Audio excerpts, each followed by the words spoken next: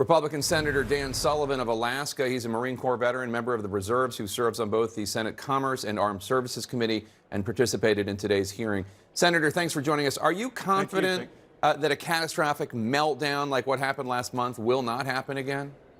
No, I'm not confident. That's why we held the hearing.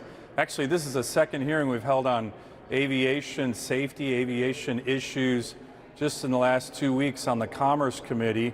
You might remember the Southwest meltdown over the holidays, and then this OTAN meltdown. This is a big wake-up call for our country and certainly the FAA, and it's old technology. We need to update technology to make sure our systems are able to function well, function during storms like we saw over the holidays, and make sure we continue to have the safest aviation travel system anywhere in the world. Is there appetite on Capitol Hill to spend the money to update the technology so that we have the systems we need? Oh, I think absolutely. Certainly from this senator you do. And here's the reason, Jake. I mean, Americans take for granted that we have, like I said, the safest air travel of any place on the planet. It's a great record.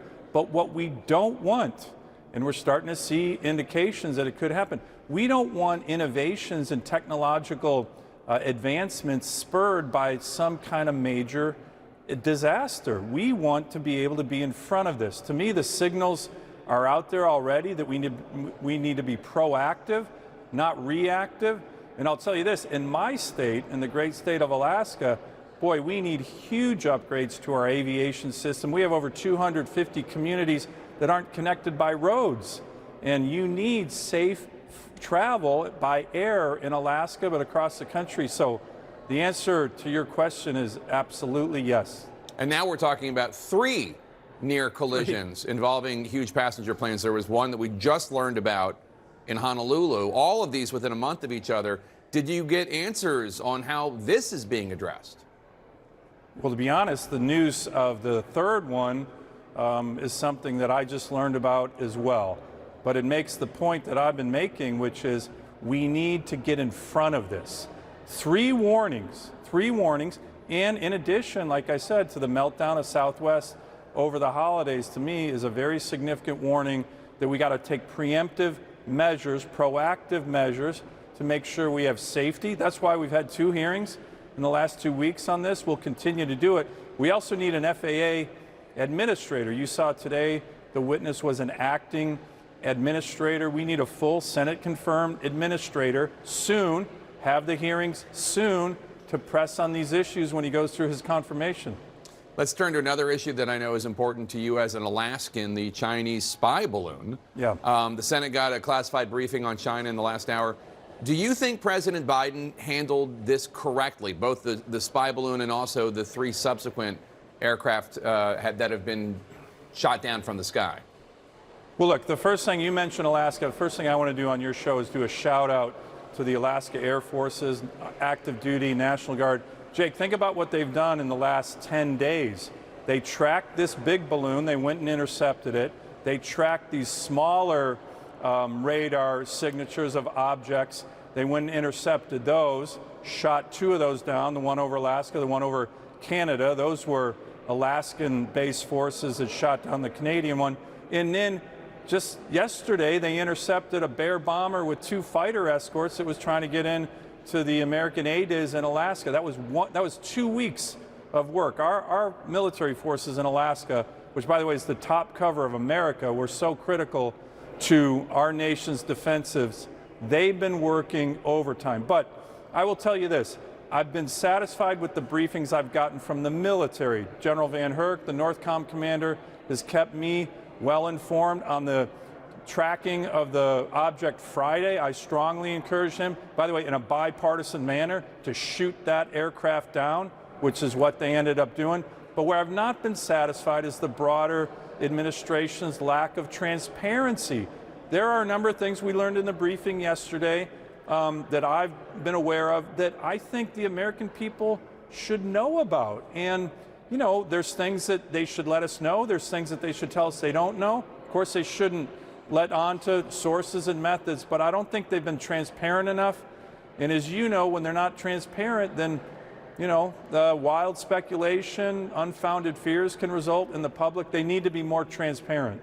Anything you want to share with us from the briefing? I'm sure our viewers would love to hear. Well, look, yesterday's briefing was on the balloons, and I pressed them to share more, which I think it's up to the executive branch to do. Today's briefing was on the broader China threat. It was the Office of Net Assessment. It's still going on. It's a highly classified briefing, but I will tell you this, it was a sobering briefing because our military advantage relative to the Chinese continues to erode. And we need to focus on that.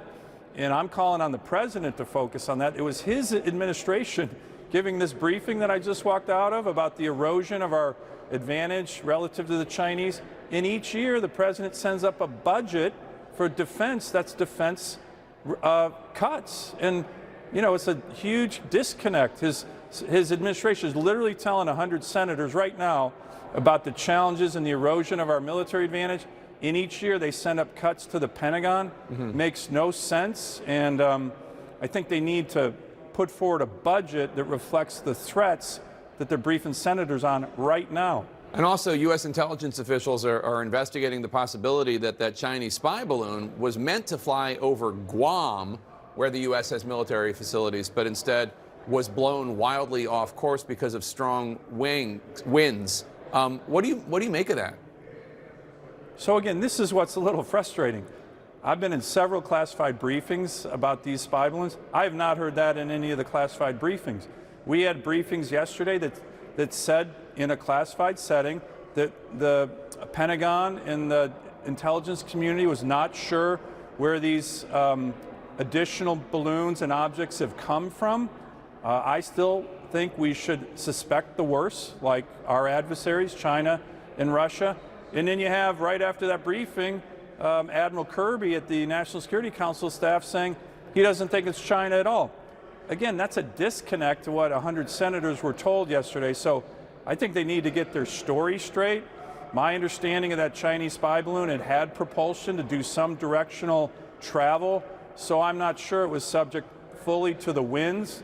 And it seemed to be directed over Alaska and the rest of the country in a way that was purposeful. But we'll learn more, obviously, as we recover those, the spy balloon and the other objects.